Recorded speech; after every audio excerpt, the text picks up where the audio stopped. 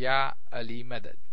Al-Waiz, Rai Abu Ali Missionary, Wise number 573.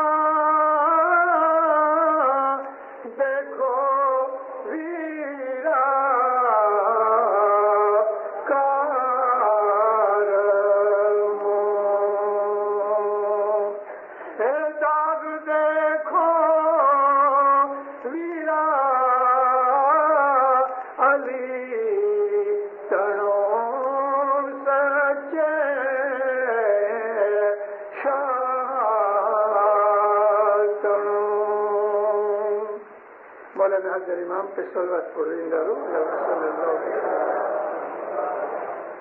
آدھی کڑی رہ گئی انہیں دودھے سے پرسو جنجال زندارو اس وقت یہ جو ٹائم ہم پسار کر رہے ہیں چاروں طرف سے بدیاں برائیاں گناہ شیطان کا زور بڑھتا جاتا ہے. گئے لگ بھگ 7 برس سے میرا یہ ایٹیچیوڈ رہا کہ جماعتوں کے اندر بہت دفعہ، ہر دفعہ نہیں لیکن بہت دفعہ میں جماعتوں کے اندر اپنے پیروں اپنے اماموں نے جو کچھ بھی ہمارے لیے وارننگز دی ہیں میں وہ بولتا رہتا ہوں. میں نے ایسا بھی کہا ہے کہ چاروں طرف آگ لگی ہوئی ہے، نکلنے کا کوئی رستہ نہیں، جلتے تو نہیں ہیں لیکن سیک لگتا ہے، اور کبھی کبھی یہ سیک ایسا ہو جاتا ہے کہ ہم اس کو ٹالریٹ نہیں کر سکتے. ایسی کنڈیشن میں کیا کیا جائے؟ کوئی ہیلی کاپٹر آ کے ہم کو لے جائے، یہی ایک رستہ ہے، یا یہ ہے کہ جب تک آگ بجھے اپنا پروٹیکشن کرو، گیلے کپڑے پہن کے، گیلے بلینکٹ لے کے، تاکہ ہم کو آگ کا سیک نہ لگے. یا تو خدا برسات بھیج دے، خدا کی رحمت کے بغیر، اس کی مدد کے بغیر اس آگ میں سے نکلنا بڑا مشکل ہے. یہ آگ ہے کلجگ کی، یہ آگ ہے گناہوں کی. انڈیا سے، پاکستان سے، افریقہ سے، افغانستان سے، ایران سے، اور شاید تھوڑے ٹائم کے بعد چائنا سے ہمارے بہن بھائی اس ملک میں، نارتھ امریکہ میں آ رہے ہیں. ہمیں اس ملک کے اندر زندارو یہاں ایک میں چیز کہنی چاہتا ہوں انڈر بریکٹ. مجھے تو یہ نہ پوچھے میں یہ کیوں بولتا ہوں، بس میرے جو آئیڈیاز ہیں ٹیلی نہیں کرتے، کوئی نہ مانے وہ اور بات ہے. میں بول رہا ہوں کہ ہمیں اس ملک کے اندر ہمیشہ کے لیے نہیں رہنا. بہت ہوگا تو 5-7 پیڑھیاں، 5-7 جنریشنز رہیں گے، بہت بہت تو 100 برس رہیں گے. حضرت امام فرمایا ہے make Canada your permanent home. یہ سچ بات ہے. ابھی ہماری جو زندگی ہے، جو اس وقت ہم بیٹھے ہوئے ہیں، چھوٹے بچے سے لے کے بوڑھے تک، زیادہ سے زیادہ ہمارے اندر 80-90 के 100 बरस के आदमी होंगे तो कोई 5 बरस में चले जाएगा, कोई बरस में जाएगा, कोई 50 बरस में जाएगा, लेकिन बाकी की भी 5-7 जनरेशन इधर रहेंगे। फिर क्या होगा, फिर वो जाने। लेकिन हम इधर 200-500 बरस के लिए तो नहीं है।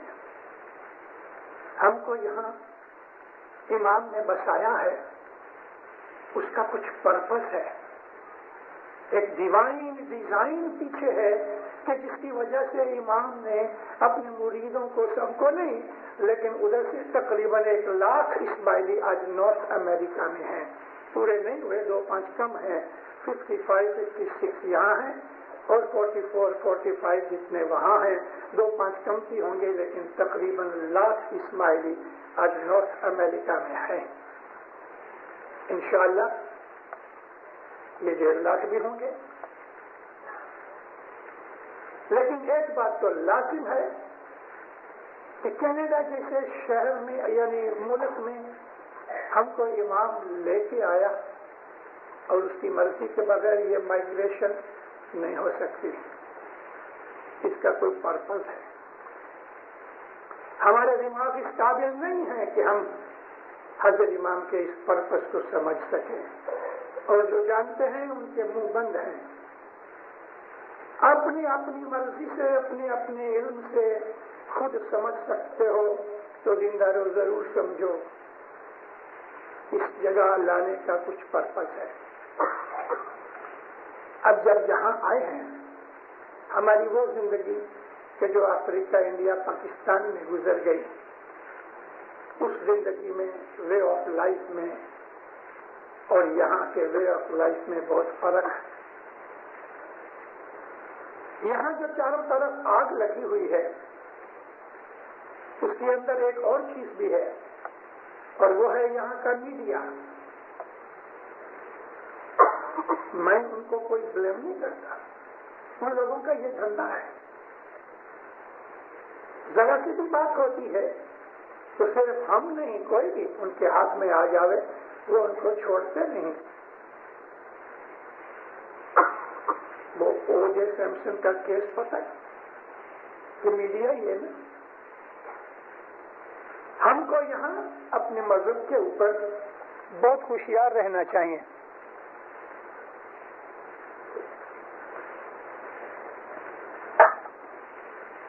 सॉरी, पानी पीने की आदत तो नहीं, ये भी जरूरत पड़ी। मोमिनो, हमें बहुत होशियार रहना चाहिए। हमारे साथ आगा खान का नाम लगा हुआ है, इसलिए हम बैठते हैं तो लोग हमें देखते हैं, उठते हैं लोग हमें देखते हैं। हमको वो नजर शायद न भी आते होंगे, लेकिन दुनिया हमें वॉच करती है। जहां कहीं भी जरा सा कोई इस्माइली की बाबत में कुछ भी आ गया तो उसको मैग्नीफाई करके बताया जाता है। इस मुल्क में आके हमें अपने मजहब के साथ जुड़ के रहना चाहिए, अटैच्ड रहना चाहिए, और जमात को एक पूरा ब्लॉक समझ के उसके साथ लगे रहना चाहिए। जरा सी भी हालत में अगर हम अपनी जमात के ब्लॉक से जरा दूर हट जाएंगे, दुख में पड़ेंगे। इस हालत के अंदर मेरी आपसे अर्ज है, रिक्वेस्ट है कि जहां तक बन सके अपने मुंह को बंद रखो। इसलिए बंद रखो, कह नहीं सकते कब मेरे मुंह से कुछ ऐसा निकल जाए जो दूसरे पकड़ लेवें। अगर हमको कुछ भी ऐसी बात आ जावे कि जिसकी इंक्वायरी करनी है, पूछना है, तो हमारे मौला ने दुनिया भर में भी एक किस्म की सल्तनत या राज या किंगडम होवे ना, गवर्नमेंट की तरह हमारी सेटिंग है जमात की, गवर्नमेंट की तरह। मोमिनो, सबसे पहले 1901 में मौलाना धनी सलामत इमाम सुल्तान मोहम्मद शाह दातार ने कॉन्स्टिट्यूशन बनाया और इंडिया में बॉम्बे के अंदर काउंसिल एस्टेब्लिश की और 1905 में ज़ंज़िबार के अंदर काउंसिल बनाई और लगभग सेम कॉन्स्टिट्यूशन जो इंडिया का था थोड़ा फर्क करके इधर अफ्रीका में बनाया। अब जब मैं स्टडी करता हूँ, पढ़ता हूँ और पुरानी हिस्ट्री आलमूज की पढ़ता हूँ, फातिमी दावत का टाइम पढ़ता हूँ कि एक जमाना था कि मोरक्को से लेके अरबस्तान तक हमारा राज था। खुद ये मक्का मदीना एक जमाने में हमारे कंट्रोल में था। लगभग 300-350 साल इस्माइलियों ने आलमूद और इजिप्ट में राज किया है। और मैं कल परसों ही की दरवाज में कह चुका हूँ कि ये राज मौला ने नहीं बनाया, उसको राज की जरूरत भी नहीं है। वो तो जमीन आसमान का सुल्तानुल अजीम है। मगर मोमिनों ने, मुरीदों ने राज बनाया। तखत रख के मौला को जाके कहा, या मौला तखत तैयार है। मौला आके तखत पे बैठ गया और गवर्नमेंट मौला ने नहीं चलाई। प्राइम मिनिस्टर जो दूसरे मिनिस्टर होते थे वो गवर्नमेंट चलती थी। मौला तो एक फिगर हेड थे कि जिसकी बरकत से, जिसके पांव की बरकत से, जिसकी दुआ आशीष से आबादी होती थी। जब थोड़े टाइम के बाद यानी 100, 125, 150 वर्ष के बाद इजिप्ट में और इसी तरह से 171 ईयर्स के बाद आलमूत में जब हम लोग आपस में लड़ने लगे, मौला ने देखा ये तो लड़ रहे हैं, वो तखत छोड़ के उठ के चला गया। मौला को न तखत की परवाह है, न कभी उसने तखत बनाया, उसको जरूरत भी नहीं है। मगर जब इमाम सुल्तान मोहम्मद शाह दातार ने 1901 में काउंसिलें बनाई, कॉन्स्टिट्यूशन दिया, ये जो नूरानी हस्तियां हैं ना, जिसको हम हज़र इमाम कहते हैं, ये नूरानी हस्तियां, इनकी आंखें दूरबीन हैं। ये 200, 400, 500 बरस की बातें जानते हैं या 1000 बरस की बात जानते हैं। मौलाना मुर्तज़ा अली अलैहिस्सलाम फरमाते हैं, 1000 बरस के बाद किस माँ के पेट से किस स्पर्म को जन्म मिलेगा मैं जानता हूं, और हकीकत में वो जानता है।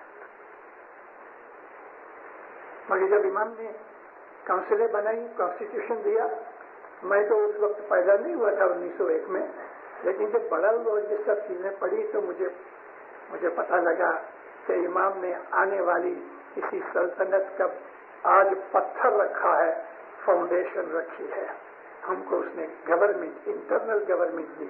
हमारा जो कॉन्स्टिट्यूशन है, हमारे जो काउंसिलें हैं, हमारे जो इदारे हैं, ये एक गवर्नमेंट है। और अगर हम अपनी गवर्नमेंट का सामना करें तो हम द्रोही हैं, क्योंकि ये गवर्नमेंट न किसी मुखी की है, न कोई प्रेसिडेंट की है, न मोहम्मद अली भाई की है, न आसम अली भाई की।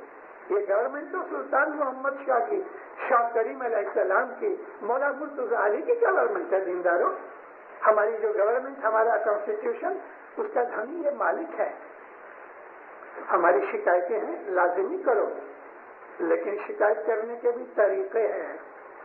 हज़रत इमाम फरमाते हैं, परफेक्शन इज नॉट ह्यूमन। कोई प्रेसिडेंट पूरा नहीं, कोई मिशनरी पूरा नहीं, कोई मुखी पूरा नहीं, कोई आदमी पूरा नहीं। सिर्फ एक ज़ात पाक हज़रत इमाम की है कि जो कंप्लीट, प्योर, परफेक्ट है हमारे ईमान के हिसाब से। हमारा ईमान तो उसको वो मानता है कि जो लोग सहन नहीं कर सकते, हम उसको वो देखते हैं और ऐसा मानते हैं, और वो हकीकत में हम सच्चा मानते हैं कि वो कौन है, वो क्या है। इस धनी की रमत, इस धनी के राज रमूज, इसकी हिल चाल वगैरह सब लोग नहीं समझ सकते। ये बड़े बड़े भेद जानता है, बहुत बड़े बड़े। इमाम ज़मान ने इधर आने का ख्याल हज़रत इमाम ने नहीं किया था, सुल्तान मोहम्मद शाह दातार ने किया। मैं सिर्फ आपको वो क्या बोलते हैं, सैंपल चखाना चाहता हूँ। सारी चीजें तो बता नहीं सकता एक आध सिटिंग में। हर रोज 1 महीना, घंटा, 1.5 घंटा मैं वाज करूं तो आपको ऐसे ऐसे भेद बताऊं कि आप शक हो जाओ, वो पॉसिबल भी नहीं है। مولانا سلطان محمد شاہ داتار نے سٹارٹنگ کی حسن علی شاہ ماں باپ کے زمانے سے. یہ سب امام ایک ہی ہیں, نام جدا جدا ہے, جس طرح کپڑے جدا ہوتے ہیں لیکن ویکتی ایسی ہوتی ہے. حسن علی شاہ ماں باپ ہندوستان آئے. کیوں آئے ہندوستان؟ اس کو آنے کی ضرورت کیا پڑی؟ آنے کی ضرورت یہ پڑی, سب سے پہلے ہمارے پیر سدگرو نور آئے. انہوں نے جھاڑو لے کے ادھر ادھر صاف کیا, شربس کاٹی, پتھر وغیرہ دور کر دیے. پھر شمس نے آ کے اس کو پانی دیا تاکہ نرم ہو جاوے. پھر صدر دین نے اس کے اندر بیج روپے. پھر حسن کبیر دین نے پھر پانی دیا اور کھاتر دیے اور اس میں اسپراؤٹس ہوئے. گلتی صدر دین گئے امام کے پاس کے یا مولا زمین صاف ہوئی, تھوڑا اس کو نرم کرنے کے لیے پانی بھی دیا, اب میں بیج بو آیا ہوں, اب تو اس باغیچے میں آ, یعنی ہندوستان آ. ہندوستان کو گنانوں کے اندر جمبو دیپ لکھا ہوا ہے اور پیروں کے کئی گنانوں میں ہے کہ مولا تو جمبو دیپ میں آ. مولا نے کہا آؤں گا. وعدہ کیا پھر اسلام شاہ کے زمانے میں اور پورا کیا حسن علی شاہ کے زمانے میں. سری اسلام شاہ اس کے زمانے میں وعدہ کیا اور آیا کبھی شاہ حسن علی کے زمانے میں.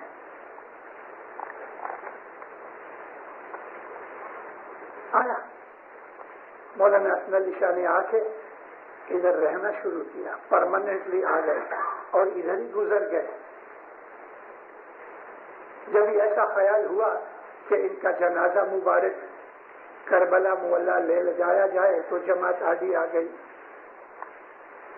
مکھیلا ڈک بھائی, حاجی, کمڑیا, قاسم سب کھڑے ہو گئے ہاتھ جوڑ کے علی شاہ ماں باپ کے سامنے کہ مولا ادھر گزر گئے ہیں, ادھر رہنے دو. امام نے منظور کیا اور حسن علی شاہ ماں باپ بمبئی میں حسن آباد میں سوئے ہیں. یہ شروعات تھی. 1870 میں جب یورپ کے اندر نیپولین تھرڈ کی لڑائی جاری تھی, اس زمانے کے اندر حسن علی شاہ ماں باپ نے کچھ کی مسافری میں ایک فرمان کیا کہ تمہارے اندر مجھے بہت سے لوگ سخت غریب اور پیچھے پڑے ہوئے دکھتے ہیں اور مجھ سے پوچھا جاتا ہے ہم کیا کریں, تو میں تمہیں آج کہتا ہوں دیشاٹن کرو. دیشاٹن کا مطلب مائگریشن کرو, افریقہ جاؤ. اس وقت افریقہ کے اندر تھوڑی جماعت مسقط سے آئی ہوئی تھی اور زنزیبار کے جو سلطان تھے وہ ایکچولی عمان مسقط کے اس فیملی میں سے ہیں. بس مولا کا فرمان کر کے چلا گیا.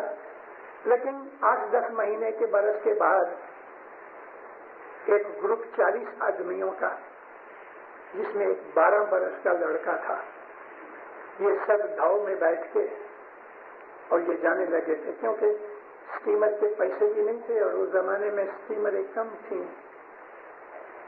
سیل والے وہ جو دھاؤ ہوتے ہیں اس کے اندر یہ لوگ بیٹھے. بمبئی آئے, کچھ مانڈوی سے نکلے تو بمبئی آ کے جو کیپٹن تھا اس نے کہا کہ یہاں سے ہم کو زنزیبار تک 15 دن بھی لگے, مہینہ بھی لگے, اور ہو سکتا ہے کہ اگر فیوریبل ہم کو ونڈ مل جائے تو شاید اس کے پہلے بھی پہنچیں, لیکن کم از کم 1 مہینے جتنا کھانا پینا آپ لے لو, پانی بھی لے لو, کیونکہ وہ زمانے کے اندر ارینجمنٹ اس کے اوپر ڈاؤ والے کیپٹن کے اوپر نہیں تھے, تو لوگ نیچے اترے. 7 دن دیے گئے کہ 1 ویک ہم یہاں ٹھہریں گے. جب یہ لوگ نیچے آئے اور شہر میں آئے تو پتہ لگا مولانا حسن علی شاہ ماں باپ ہر روز دیدار دیتے ہیں. بڑے خوش ہوئے. ان لوگوں نے آپس میں پیسے پول کیے اور حضور کے اندر ایک مہمانی رکھی. یہ 1870 کی بات کرتا ہوں. مہمانی رکھی. مولا نے سب کو دیکھا, چھوٹے سے چھوٹا ایک لڑکا 12 سال کا. محبت کہتے تم بھی جاتے ہو؟ ہاں خدا. مولا بہت خوش ہو. علی شاہ ماں باپ ساتھ تھے 3 جومے میں.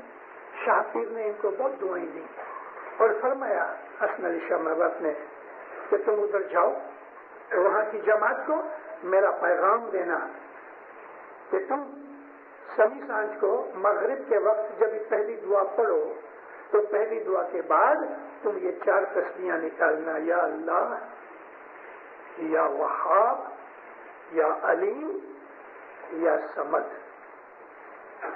अब मैं आपको इसका एक मतलब कहना चाहता हूं। अल्लाह की तस्बीह से ईमान मजबूत होता है। वहाब की तस्बीह से हमको इलाही बख्शिशें मिलती हैं कि जिस बख्शिश के लिए हमने कुछ नहीं किया, जैसे कि भिखारी को भीख देते हैं तो भिखारी ने कुछ काम तो नहीं किया, सिर्फ खीसे में हाथ डाल के उसको देता है, इसको वहाब कहते हैं। वहाब की तस्बीह निकालने से आदमी को इलाही बख्शिशें मिलती हैं।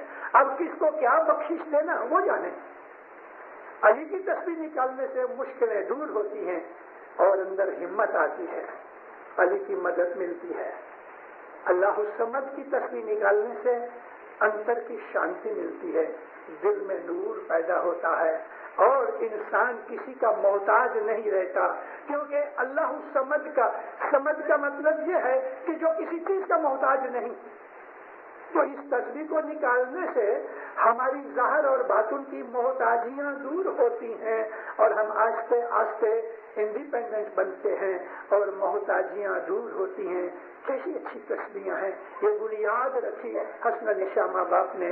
ये शाम के वक्त पहली दुआ के बाद तस्बीहां निकालने का हुक्म 1870 से चालू हुआ और 1905 तक ये तस्बीहां ज़ंज़िबार और सारी अफ्रीका में शाम की पहली दुआ के बाद निकलती रही। लेकिन 1905 में मौलाना धनी सलामत सुल्तान मोहम्मद शाह ने जमात को कहा कि आज से तुम ये तस्बीहां सुबह की दुआ के बाद निकालो, और ये शाम का वक्त निकल के सुबह आ गया। और आपको याद है हम जब सुबह तस्बीह निकालते हम कहते हैं तस्बीह करो धनी सलामत दाता दे फरमान जी, और हर तस्बीह के ऊपर हम 4 तस्बीहां निकालते हैं, बोलते हैं। उस दिन से जमात बढ़ती गई, आगे बढ़ती गई। खेडूत, मजूर, गोबर उठाने वाले, ऐसे काम करने वाले के जो हमें छाजता नहीं, वो काम करने वाले ये इस्माइली इमाम के हुक्म से जब उधर गए तो आज देख लो अफ्रीका के लोग इंडिया पाकिस्तान की जमात से ज्यादा चढ़ती में आए, माल मिला, दौलत मिली, ऑर्गेनाइज हुए, लिबास बदल गया, कपड़े बदल गए, सब कुछ बदल गया। और इमाम ने बहुत दफा कहा कि तुम अफ्रीका से सीखो जाके, और लोग वहां के लीडर्स आके अफ्रीका से सीखा करते थे। अफ्रीका की चढ़ती होती रही। इमाम ने छोटी सी नर्सरी बनाई और वो नर्सरी अफ्रीका थी। आस्ते आस्ते आस्ते ये लोग बढ़ते गए। वो 12 बरस का लड़का जो सबसे छोटा था ग्रुप के अंदर, वो कितना बड़ा हुआ कि जब मौलाना इमाम सुल्तान मोहम्मद शहजादा पहली मुसाफरी 1899 में जब अफ्रीका गए तो ये लड़का रहमतुल्लाह हेमानी था, जो सबसे पहला इस्माइलिया काउंसिल का प्रेसिडेंट बनाया सुल्तान मोहम्मद शाह ने, और इसको वारिस का टाइटल दिया, वारिस रहमतुल्लाह हेमानी। वो 12 बरस का लड़का जो हसन अली शाह महबूब के हुजूर में मौला उसको कहते हैं तुम इतनी छोटी उम्र में जाते हो, बहुत दुआ दी। अफ्रीका की नर्सरी तैयार हुई। नर्सरी जब बनाई जाती है तो वो वहीं नहीं उगती, उसके झाड़ इधर से उखाड़ के फिर दूसरी जगह के ऊपर बनाए जाते हैं। इमाम सुल्तान मोहम्मद शाह ने, बल्कि हसन अली शाह महबूब ने ये नर्सरी चालू की, और इमाम सुल्तान मोहम्मद शाह ने इस नर्सरी को पानी खातर दे के बड़ा किया। जब बिल्कुल फल फूल गई तो मौला ने दूसरी जमीन देखी, और वो था कनाडा। वो नर्सरी उठा के कनाडा में लेके आया, लेकिन नर्सरी को यूं ही उठाया तो नहीं जाता ना, जमीन तैयार की जाती है, उनके पॉट्स वगैरह अच्छी तरह से बनाए जाते हैं। 1937 मौलाना सुल्तान मोहम्मद शाह की गोल्डन जुबली हुई। 1 मार्च 1937 गोल्डन जुबली नैरोबी में हुई। اور اس وقت گولڈن جوبلی کے فرمانوں کے اندر حضرت امام نے جو اپنے جماعت کے اندر آ کے سب فرمایا دیکھو تم اپنا لباس بدلو. پاجامہ پہنتے تھے وائٹ لٹھے کا ہمارے جو لیڈرز تھے, اور جو وقتدار لوگ تھے ان کا لباس کہتا ہوں پاجامہ ناڑی سے باندھتے تھے, پاؤں میں چمپل,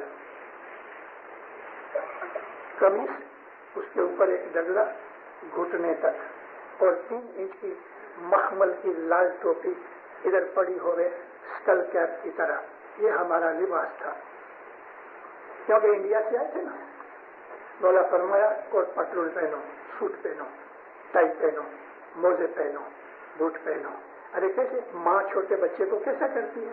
امام نے ہمیں تیار کیا. لوگوں نے چیزیں بدل ڈالی, لباس بدل ڈالا. بھائیوں کا لباس اتنا خراب نہیں تھا, لمبا فراک اور اوپر پچھیڑی.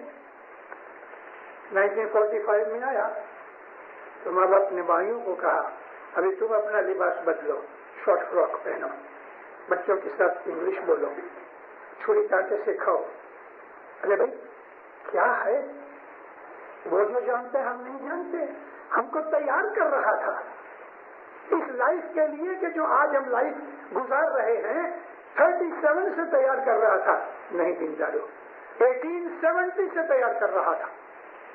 حسن علی شاہ ماں باپ ہم لوگ تیار ہو گئے, بچے بہت سمارٹ ہو گئے, ہماری رہنی سہنی بدل گئی.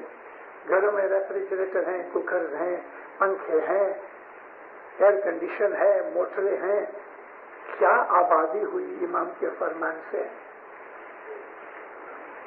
کچھ لوگ 1945-46 لڑائی ختم ہو گئی, 45 میں ڈپریشن آ گئی, جاب ملے نہیں, اسکول میں سے نکلے ہوئے بچے.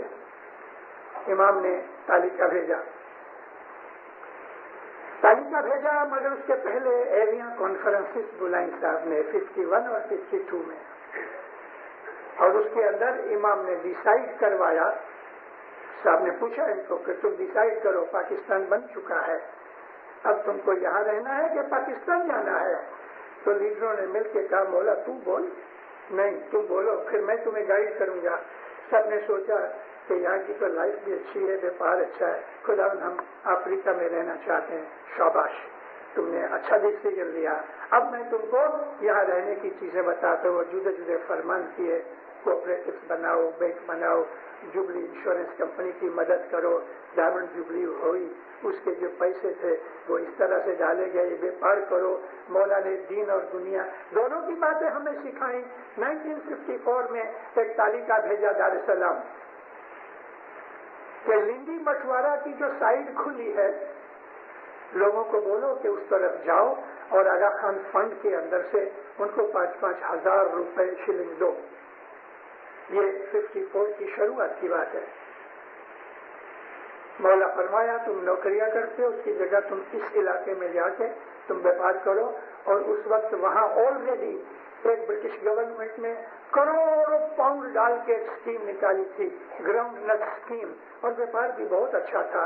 مٹوارہ کے اندر ایک اسماعیلی نے مجھے کہا مشنری صاحب وقت نہیں ہے کہ گن سکے ہم نوٹوں کو, ہم ایسا ایک گنی بھر لیتے ہیں, گنی بیگ بھرتے ہیں نوٹوں کی, پھر رات کو دیکھتے ہیں. اتنی آوکیں ہوئی جو کہ یہ معاملہ بہت دیر نہیں چلا, تھوڑے ٹائم کے بعد بند ہو گیا اور وہ گراؤنڈ نٹ اسکیم فیل ہو گئی, دیوالے میں گئی, اپنے لوگ بیکار ہو گئے. مولا فرمایا کہ تم کونگو کی طرف جاؤ, کونگو کی طرف جاؤ. اس وقت بیلجین کونگو تھا, اس کے اندر روانڈا, برونڈی اور زائر, یہ تینوں بیلجین کونگو تھا. تالیکہ بھیجا, کونگو جاؤ. پھر دوسرا تالیکہ 3 دن کے اندر آیا کہ لینا اس سے Congo beyond Rwanda and Burundi. اس وقت روانڈا اورونڈی تھا, یعنی اس طرف نہ جاؤ. 8 دن کے بعد دوسرا تالیکہ بھیجا کہ گو اپ ٹو لیوپولڈ ویل, جس کو آج کنشاسا کہتے ہیں, گو اپ ٹو لیوپولڈ ویل. پھر ایک اور تالیکہ بھیجا. 8 دن میں 2-3 تالیکے آتے تھے. گو اپ ٹو اٹلانٹک. انشاءاللہ in future I will tell you to cross Atlantic. یہ اشارہ 54 میں تھا. افریقہ کا میپ دیکھو، اٹلانٹک کو کراس کر کے کہاں جائیں گے؟ نارتھ امریکہ۔ اس وقت کا اشارہ تھا کہ ادھر جانا۔ یہ اسکیم امام سلطان شاہ نے بنا رکھی تھی۔ مولانا حضرت امام ویٹ کرتے تھے، ایک آدمی کو کھڑا کیا کہ یہ سوئے ہوئے ہیں، ان سب کے اوپر پانی ڈالو، کیونکہ جو آدمی غفلت سے سویا آوازیں دینے سے نہیں اٹھتے۔ ایک امین کو کھڑا کیا، اس نے سب کے اوپر پانی ڈالا، ہم کھڑے ہو گئے۔ مولا پر یہ تک کو ڈھونڈ رہے تھے۔ حضرت امام فرمایا آئی ٹک رسک، پہلے سے بیٹھا کرتا یا جیسے اس نے دھڑاکہ کیا، مولا نے کہا جاؤ کہنے کا جاؤ، مگر اس کے پہلے اس نے بندوبست کر رکھا تھا۔ آج ہم ادھر آئے ہیں، میں پھر آپ کو کہتا ہوں،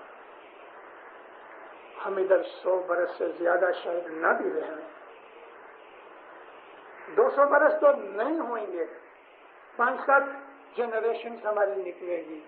اس کے اور جو ڈیزائن ہیں، فیوچر کی باتیں میں نہیں کہہ سکتا آپ کو، لیکن آپ کو جو اشارے کیے ہیں ان اشاروں کو سمجھو کہ اپنی جماعت کے ساتھ لگے رہو، لیڈروں کے ساتھ صلاح سمجھ سے رہو، اور اگر لیڈر لوگ نہیں سنتے آپ کی تو حضرت امام نے بندوبست کیے ہوئے ہیں کہ تم مجھ تک پہنچ سکتے ہو۔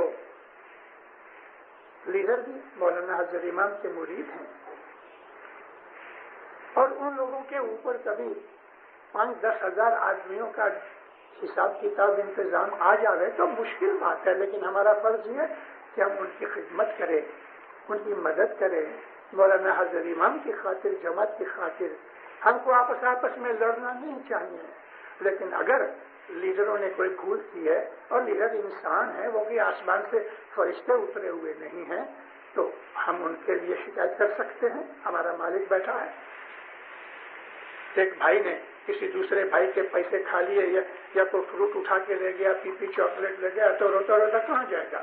یا ماں کے پاس یا باپ کے پاس، یہ فاروق نے میری چاکلیٹ کھا لی ہے۔ اچھا، تو امام ہمارے سر پہ اوپر بیٹھا ہوا ہے، امام کی دورونی، ہم حضرت امام کے مرید ہیں، لیکن ہم کو ایک ایک کو مولا ٹیلی فون نہیں کرے گا، کہے گا کہ تم یہ کرو، تم یہ کرو، تم یہ کرو۔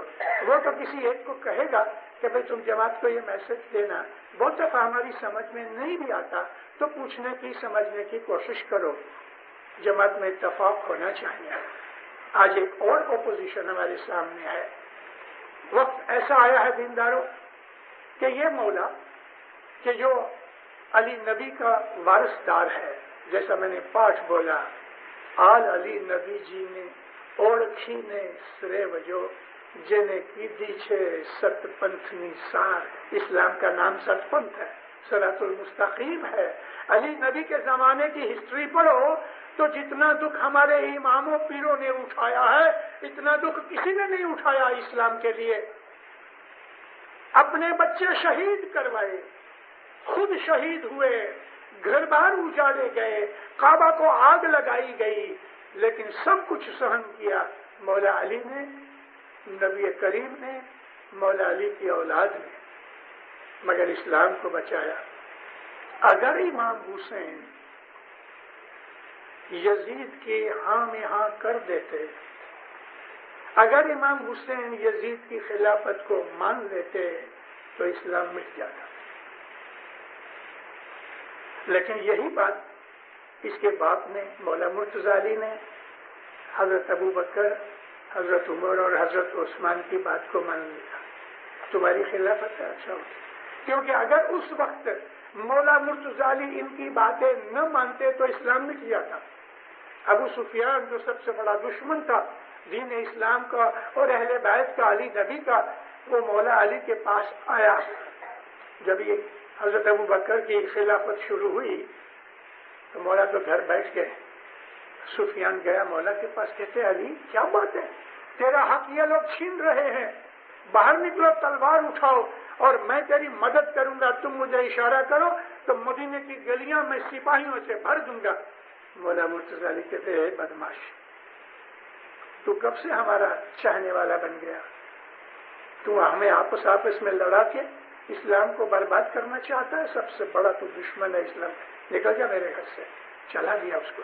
اگر مولا مرتضی علی ابو بکر کے خلاف تلوار اٹھا کے لڑتے کہ حق میرا ہے، میں خلیفہ بنوں گا، اسلام مٹ جاتا۔ مولا نے ان کو مان لیا، لیکن وقت بدل گیا، امام حسین نہیں مانے۔ اگر مان لیتے تو اسلام مٹ جاتا۔ اپنے اماموں کی اگر تواریخ پڑھو دینداروں تو ہمارے اماموں نے بہت قربانیاں کی ہیں۔ یہ امت حضرت امام کی ہے۔ علی نبی کا وارث دار ہونے کے ناطے حضرت محمد صلی اللہ علیہ وآلہ وسلم مولانا حضرت امام کا نانا ہے۔ یہ نانا کی امت ہے، اس کی امت ہے۔ یہ اسلام جو آج ساری دنیا میں پھیلا ہوا ہے، یہ اسلام تھوڑا بگڑ گیا ہے، اور ہمارے دشمنوں نے اسلام کو، اور بھی میڈیا کی بات کرتا ہوں، ہر جو خرابی ذرا سی بھی نظر آئے وہ میڈیا والے اٹھا کے اسلام کو بدنام کرنے کی کوشش کرتے ہیں۔ کوئی آپس میں پولیٹیکل بات ہو تو اس کو دھارمک بنا دیتے ہیں۔ ہمارے دشمن بہت ہیں، یعنی اسلام کے۔ حضرت امام دیکھ رہا ہے 1300-1400 سال ہو گئے، یہ میرے نانا کی امت اس وقت سخت تکلیف اور مصیبت میں ہے۔ اب ان کا ہاتھ حضرت امام نہ پکڑے تو کون پکڑے؟ یہی ایک ہے، ساری امت میں کون ہے؟ مسلمانوں میں جو انٹلیکچوئل لوگ ہیں وہ حضرت امام کو جانتے ہیں، اور حضرت امام کیا کرتے ہیں، کیا کرنا چاہتے ہیں، وہ لوگ جانتے ہیں۔ وہ حضرت امام کی بڑی عزت کرتے ہیں۔ بڑے بڑے پروفیسر، بڑے بڑے پڑھے لکھے جو انٹلیکچوئل لوگ ہیں وہ مولانا حضرت امام کی بڑی عزت رکھتے ہیں۔ ایک آدمی تو کہا کہ یہ ماڈرن زمانے کے جعفر صادق ہے۔ پروفیسر ارکن کہتا ہے کہ حضرت امام آغا خان ہے، وہ ماڈرن زمانے کا جعفر صادق ہے۔ اب حضرت امام آہستہ آہستہ اسلام کے اندر گھس رہے ہیں، یعنی مسلمانوں کے اندر جا رہے ہیں۔ ان لوگوں کو سمجھانے کے لیے زبان کی ضرورت نہیں، ایکشن کی ضرورت ہے۔ امام نے ہاسپٹل بنایا، یونیورسٹی بنائی، آرکیٹیکچر ایوارڈ دیا، اور رورل ایریا کے اندر جو پروگرامز بنائے، آہستہ آہستہ آہستہ لوگوں کے دلوں کے اندر آغا خان کا نام گھس رہا ہے۔ انشاءاللہ اور 10-20 برس کے اندر پاکستان تو خاص کر ہر گھر کے اندر مولانا حضرت امام کی فوٹو ہوگی، اور یہ اس کو نور اور عزت کی نظر سے دیکھیں گے۔ ابھی بھی ہو رہا ہے، یہ یونیورسٹی بنانا بھی ایک راز ہے۔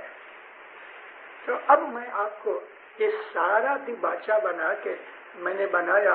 اس وقت دینداروں یونیورسٹی میں ہمارے بچے پڑھتے ہیں، آپس میں ڈسکشنز ہوتی ہیں، you Ismailis you are not Muslim. اچھا بھائی، اس کو پوچھو واٹ از اے مسلم؟ نماز نہیں پڑھتے، روزے نہیں رکھتے، تو کیا روزہ اور نماز یہی اسلام ہے؟ تو وہ چپ ہو جائے گا، کیونکہ روزہ اور نماز ہی اسلام نہیں، اسلام تو بہت دور ہے۔ روزہ اور نماز اسلام کا فنڈامنٹل پرنسپل نہیں ہے، کیونکہ ہمیں پتہ نہیں ہے اپنے مذہب کا، ہمارے پاس علم نہیں ہے۔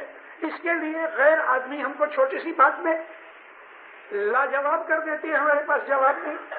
پڑھو تو جواب ملے نا۔ اسٹڈی کرو اسلام کی کتابوں کو، خاص طور پہ شیعہ لٹریچر کی اسٹڈی کرو۔ سنی بھائیوں کے اندر نالج نہیں ہے کہ اسلام کیا ہے، ایک ہی بات لے کے آئے، تم نماز نہیں پڑھتے، تم روزہ نہیں رکھتے۔ تو روزہ اور نماز اسلام کا فنڈامنٹل پرنسپل نہیں ہے۔ اس کو پوچھو، کسی آدمی کو مسلمان بننا ہے جو اسلام میں نہیں ہے تو کیا کرتے ہیں؟ اس کو سب سے پہلے کلمہ پڑھاتے ہیں، ڈکلیئر کرو کہ تم ایک خدا کو مانتے ہو، محمد اس کا رسول ہے۔ سچ بات ہے؟ تو یہ فنڈامنٹل پرنسپل ہے۔ ہاں، میں نے اگر کہا کہ یہ آدمی ایسا نہ کہے کہ اشہد ان لا الہ الا اللہ و اشہد ان محمد رسول اللہ، اگر وہ یہ نہ کہے تو وہ مسلمان ہے؟ کہتے وہ مسلمان نہیں ہو سکتا۔ اگر آدمی کوئی بھی نان مسلم ہے، وہ نماز پڑھتا ہے، روزے رکھتا ہے، لیکن اشہد ان لا الہ الا اللہ تو اشہد ان محمد رسول اللہ نہیں کہتا تو کیا وہ مسلمان ہے؟ چونکہ وہ روزے رکھتا ہے، نماز پڑھتا ہے، مگر اس نے اشہد ان لا الہ الا اللہ محمد رسول اللہ نہیں کہا، چپ ہو جائے گا، کیونکہ نماز پڑھے، روزے رکھے اور کلمہ نہ پڑھے تو وہ مسلمان نہیں۔ تو مطلب یہ ہوا کہ یہ کلمہ نماز روزوں سے زیادہ طاقتور ہے۔ یہ جو مکہ کے مشرکین تھے دینداروں، یہ لوگ لا الہ الا اللہ کہا کرتے تھے رسول سے پہلے، وہ ایک خدا کو مانتے تھے مگر اپنے بتوں کی معرفت خدا کے پاس عاجزی کرتے تھے۔ ان کو معلوم نہیں تھا خدا کے پاس جو مسلمان کہتے ہیں کہ ڈائریکٹلی خدا کے ساتھ ہمارا تعلق ہے، وہ کھنڈ کھاتے ہیں۔ کھنڈ کھانے کا مطلب یہ ہے کہ وہ اور کچھ جانتے نہیں۔ میں آپ کو یہ بات کہنی چاہتا ہوں اور سمجھانی چاہتا ہوں کہ اس بات کو اچھی طرح سے سمجھو۔ یہ لوگ تھے مشرکین کافرین، نبی کے پہلے وہ خدا کو مانتے تھے لیکن اپنے بتوں کی معرفت خدا کے پاس عاجزی کرتے تھے۔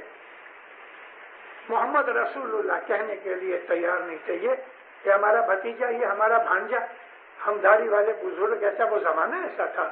وہ کہتے تھے کہ اگر خدا کو نبی بھیجنا ہوتا تو ہمارے اندر سے، یعنی بزرگوں کے داڑھی والے، مونچھوں والے، پگڑیوں والے، ان کے اندر سے نبوت ہونی چاہیے تھی۔ یہ 40 برس کا ہمارا چھوکرا یہ کیسے ہمارے اوپر راج کرے؟ اب تو یہ تو خدا بہتر جانتا ہے نا۔ ان کو خدا کے ساتھ کوئی دشمنی نہیں تھی، دشمنی یہ تھی کہ یہ محمد ہمارا ماسٹر بن جائے گا۔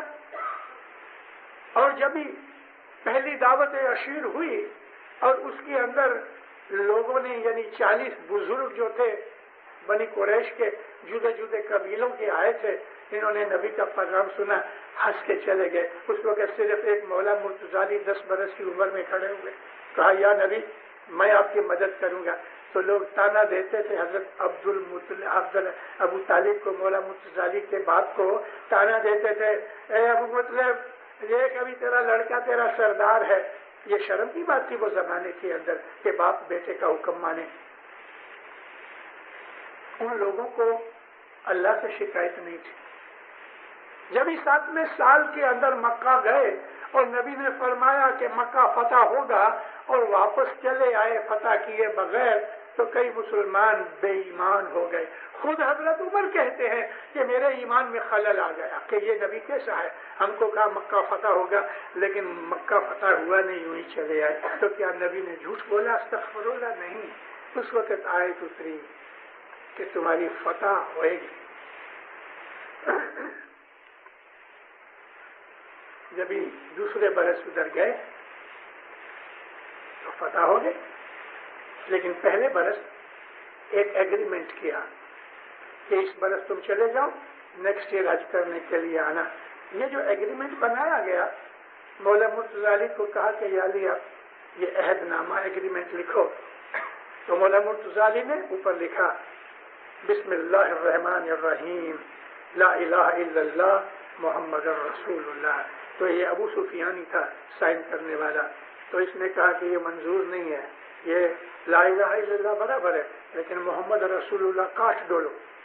مولا مرتضی نے کہا میں نہیں کاٹوں گا، امام ہے، وہ پیر کا نام نہیں کاٹ سکتا۔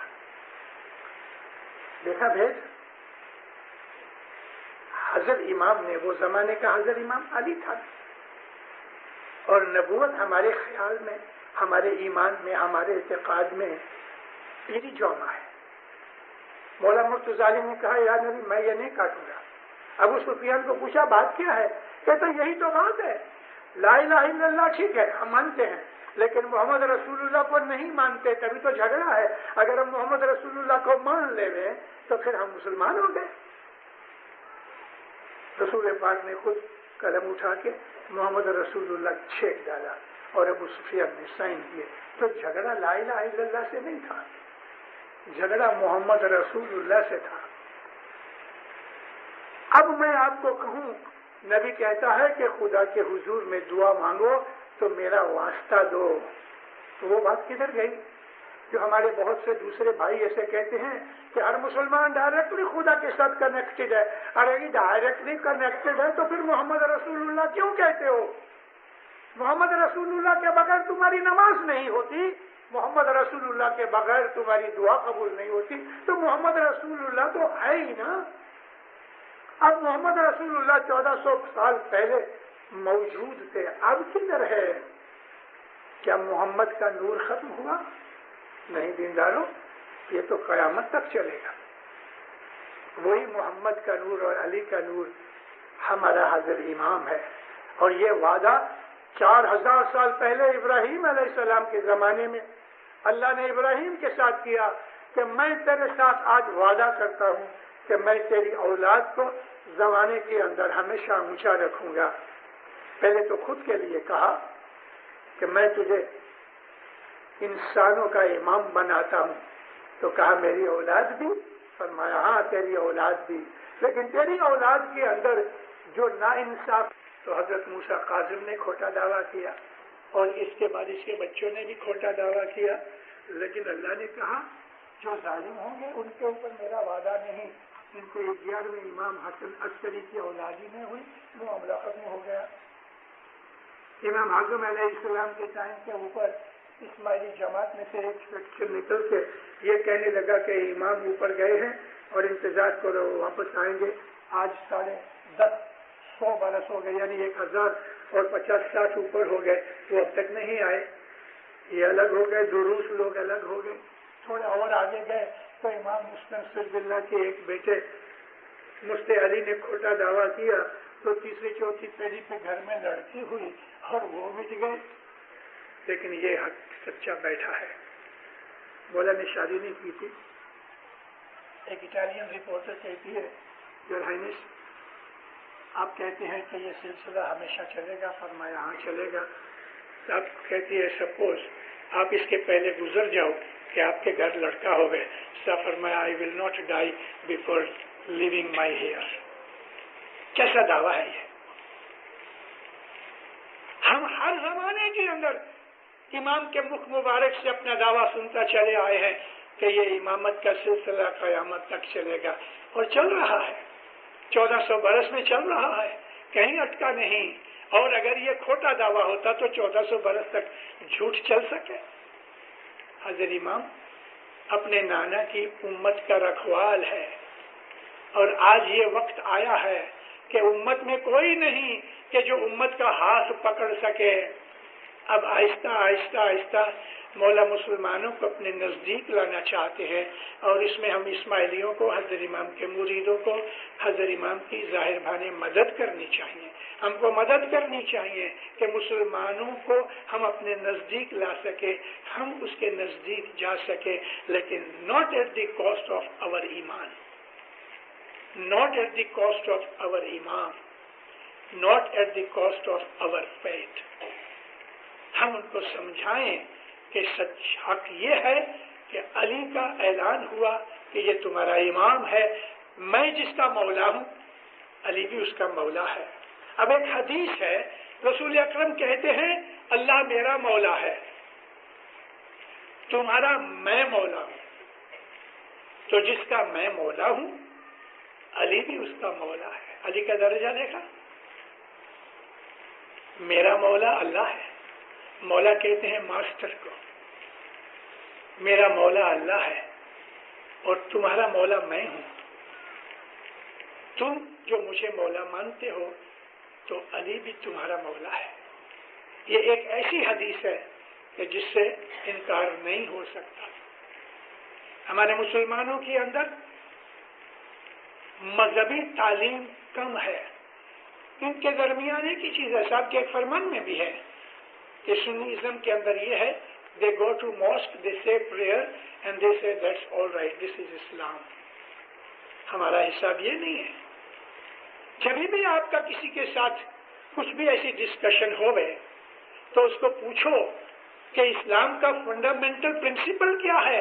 وہ نماز اور روزے کو ہی ہر وقت لے کے آتے ہیں، تو پوچھو کہ کیا نماز اور روزہ فنڈامنٹل پرنسپل ہے؟ अगर वो अजान होगा तो कहेगा हाँ, जो आदमी नमाज नहीं पढ़ता वो काफिर है, रोजे नहीं रखता वो काफिर है। ये उनकी बहुत बड़ी भूल है। अगर एक हिंदू को इधर ले आओ और उसको बोलो कि तुम खड़े हो के किबले की तरफ मुंह करो और अपने दिल के अंदर तुम गायत्री पढ़ो, ओम शांति शांति, अपनी गायत्री पढ़ो मुंह में, और थोड़ी देर के बाद फिर रुकू करो, घुटने पे हाथ रख के ऊंचे हो जाओ, फिर जाके सजदा करो, सजदे में भी गायत्री पढ़ते रहो तुम्हारे मजहब की, तो क्या वो मुसलमान है? क्या उसने नमाज पढ़ी? क्या ये उठ बैठ करना या रुकू और सजदे में जाना इसका नाम नमाज है? ये तो एक्शन है। हकीकत तो दिल के अंदर है कि हम क्या पढ़ना चाहते हैं। कुरान शरीफ में हमको नहीं कहा कि इस तरह पढ़ो नमाज, नबी करीम पढ़ा करते थे, मोस्टली पढ़ते थे इस तरह जिस तरह हम मुसलमान पढ़ते हैं। लेकिन देखो, नबी ने बैठ के नमाज पढ़ी है? हाँ पढ़ी है। बैठे बैठे जिस तरह हम बैठे हैं नबी ने भी पढ़ी है, रुकू नहीं किया, सजदा किया है। नबी ने ऊंट के ऊपर बैठे बैठे भी नमाज पढ़ी है और अपने हाथ के ऊपर सजदा किया है। नबी ने घोड़े के ऊपर भी बैठे बैठे नमाज पढ़ी है, नबी ने लेटे लेटे भी नमाज पढ़ी है। और अल्लाह फरमाता है कि आए मोहम्मद, रात को उठो, अपनी रिक्लाइनिंग पोजीशन में हो कि तुम खड़े हो कि बैठे हो, उस परवरदिगार को याद करो, उसकी मोहब्बत में उसका जिक्र करो। असल चीज तो इबादत है। मुसलमानों की हालत उस जमाने की ये थी, अरब लोग जो थे ना, ऐदी थे, ऐदी यानी लेजी, लेथर्जी। औरतें गुलाम, बांदियां, कॉन्कुबाइंस, इसके अंदर उनकी जिंदगी जाती थी। शराब और एडल्ट्री, प्रोमिस्किटी। एक एक आदमी के घर में पैसे के हिसाब से 10, 20, 50 की बात नहीं। अरे एक रिपोर्ट में ऐसा है कि एक अरब था, नबी की जमाने के पहले की बात करता, उसकी 600 वाइफ्स थी, 600 वाइफ्स। इस हालत के अंदर वो लोग रहते थे। तो नबी ने उनकी सारी जिंदगी को बदल दिया। खड़े हो गए, घुटने पे हाथ रख के रुकू करे, सजदे करे। अगर 4 रकात पढ़े, 4 रकात, तो 4 रकात में 4 दफा सजदे करने, 8 दफा सजदे, सॉरी हाँ, हर रकात के अंदर 2 दफा रुकू होता है, 1 दफा रुकू होता है, 2 सजदे होते हैं। तो 4 रकात पढ़े तो 4 रुकू करे, 8 सजदे करे, तो ये तो एक जात की एक्सरसाइज हो गई ना। और अल्लाहु अकबर करो तो हाथ की भी एक्सरसाइज हो गई। बदन के अंदर सर्कुलेशन, ब्लड ज्यादा होता है। नमाज का तरीका नबी करीम ने फरमाया, बहुत अच्छा तरीका है, ये आदमी को फ्रेश कर देता है। लेकिन मुसलमानों की मस्जिद में जाओ, मैं 1960 में जब प्रिटोरिया गया, ऐसा तो मैं बहुत घुमा हूं और मैंने मस्जिदों में जाके वाइजें भी की हैं। 15,000 की बस्ती के अंदर जुमे के दिन मैं जब मस्जिद में गया प्रिटोरिया में, वो मस्जिद देख के ऐसी आलीशान, मुझे बहुत खुशी हुई। इतनी खूबसूरत मस्जिद। जुमे की नमाज में 12 आदमी थे, उसमें 3 इस्माइली थे, एक मौलवी था, बाकी 8 आदमी थे 15,000 की बस्ती में।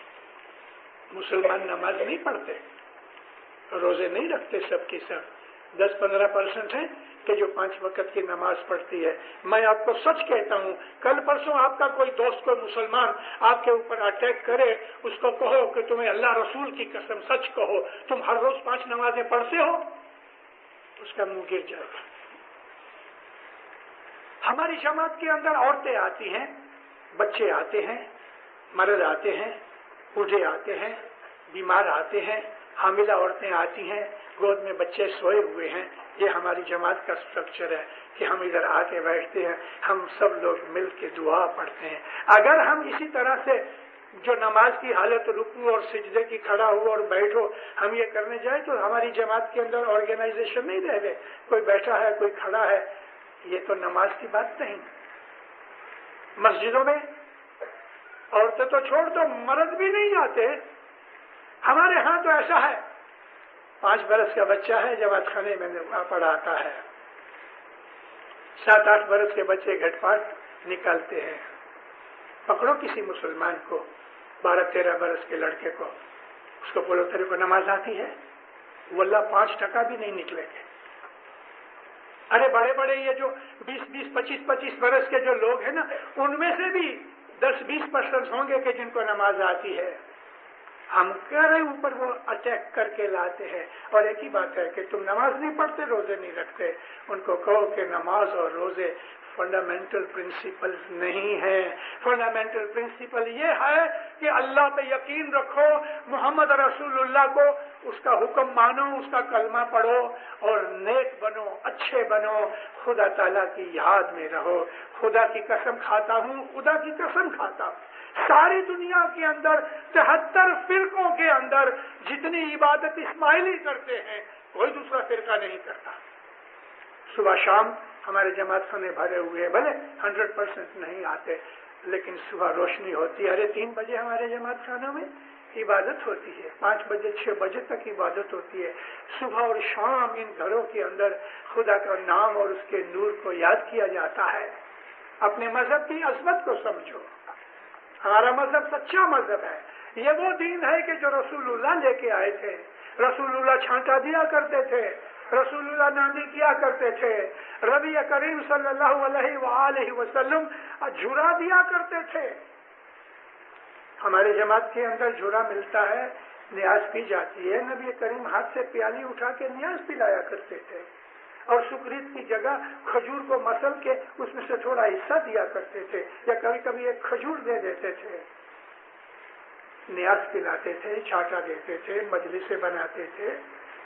वो तमाम चीजें उस जमाने के और आज के दरमियान जो थोड़ा सा डिफरेंस हुआ है, हाँ थोड़ा डिफरेंस जरूर हुआ, लेकिन फंडामेंटली हमारे मजहब की वो तमाम रिवायतें जो कुछ भी है नबी करीम सल्लल्लाहु अलैहि वसल्लम के चली आती हैं। हर जमाने के इमाम के अंदर हम इस हालत में रहे और हम इबादत करते हैं, खुदा को मानते हैं। अली नबी ने जो सार की वो अली नबी हमारे अंदर बैठा है। वैनकूवर के अंदर 1 साल पहले एक प्रेसिडेंट बनाया गया, वो था पंजाबी। उसके सामने कोई दूसरे आदमी को हासिल था, उसकी उम्मीद ये थी कि मुझे प्रेसिडेंट बनेंगे। मुस्लिम एसोसिएशन की बात करता हूँ। ये दोनों लड़ पड़े और नमाज जैसे ही खत्म हुई, इसने उसका गला पकड़ा, उसने उसको ठोंसा मारा। जब मस्जिद के अंदर लड़ाई हो गई, जो कि ऐसा हमारे यहाँ भी एक दफा बन गया है। 1933-34 में डोडोमा की जमात के अंदर कच्छी और काछिया वाली लड़ पड़े जमात खाने के अंदर। हमें इस बात की शर्म है, लेकिन अल्हम्दुलिल्लाह ऐसा कोई एक आध आइसोलेटेड केस हो गया। लेकिन मस्जिदों में तो आमतौर पे झगड़े होते रहते हैं। आज हमारा हाल ऐसा है, हम इतने वेल ऑर्गेनाइज्ड हैं कि मौलाना हजर इमाम ने इस राज को बना के कायम रखा। ये हमारा मौला का राज है और इसमें से हमको अपनी जिंदगी और भी आगे बढ़ानी है। सारी दुनिया में, मैंने कल परसों के आवाज में कहा है कि सारी दुनिया के अंदर क्रिश्चियन भिखारी हैं, हिंदू भिखारी हैं, सिख भिखारी हैं, जू भिखारी हैं, मुसलमान भिखारी हैं। हालांकि मुसलमानों में तो बहुत भिखारी हैं, लेकिन मौला के फजल से सारी दुनिया में एक इस्माइली रास्ते पे भीख नहीं मांगता। खुदा न करे अगर कोई तकलीफ में आ गया तो हमारी काउंसिलें, हमारी ऑर्गेनाइजेशन इमाम ज़मान की तरफ से उसका हाथ पकड़ लेते हैं। एक इस्माइली दुनिया में भीख नहीं मांगता। क्या ये छोटी बात है? सारी दुनिया के मुसलमानों के अंदर हमारे चेहरे देखो, हमारी रहनी करनी देखो, हमारा इन्फ्लुएंस देखो, ये सब कुछ इस मौला की, जो अली नबी का गादी वारस है, ये उसी की रहमत है। इस मौला को खुश करो, इसकी सेवा करो, इसको याद करो, इसके हुक्म मानो और अपनी जमात और कुटुंब कबीले में मोहब्बत सलाह से रहो। और इमाम ज़मान ने कुछ भी ऐसी हील चाल की कि जो इस्लाम को नजदीक लाने की कोशिश करे, तो हमारा फर्ज ये है कि हम दुनिया भर में भी मौलाना हाजिर इमाम की मदद करें और उसका हुक्म माने। आपस के अंदर रहो। मगर मेरी एक और अर्ज है, हाथ जोड़ के कहता हूँ, टीवी थोड़ा कम देखो, सिनेमा थोड़ा कम देखो, اور اچھی اچھی کتابیں پڑھو، شیعہ مذہب کی، اسماعیلی مذہب کی کتابیں پڑھو، کم از کم آدھا پونا گھنٹہ ضرور پڑھو، حضرت امام کے فرمان پڑھو تو آپ کو بہت کچھ پتہ لگے۔ مولا آپ کو سکھی آباد کرے، دین دنیا کی نعمتیں دے لے، ہر بدی بلا آفت آپ سے دور رکھے، کلجگ کی ہواؤں سے بچاوے، شیطان کو دور رکھے، مولا دسول سپریت میں پورا رکھے، حضرت امام کی محبت اور عشق میں رکھے، مولانا حضرت امام عبادت بندگی کا شوق دے لے، علم کا شوق دے لے، حقیقتی سمجھ دے لے، مولا برکتیں دے لے، نعمتیں دے لے، خوشیاں دے لے، رحمتیں دے لے، دین دنیا کی دولتیں دے لے، آپ کی ہر نیک امید پوری کرے، آپ کو آپ کی آل اولاد کا ایمان سلامت اور مضبوط رکھے، مولا ظاہر باطن دیدار نصیب کرے، سکھی آباد۔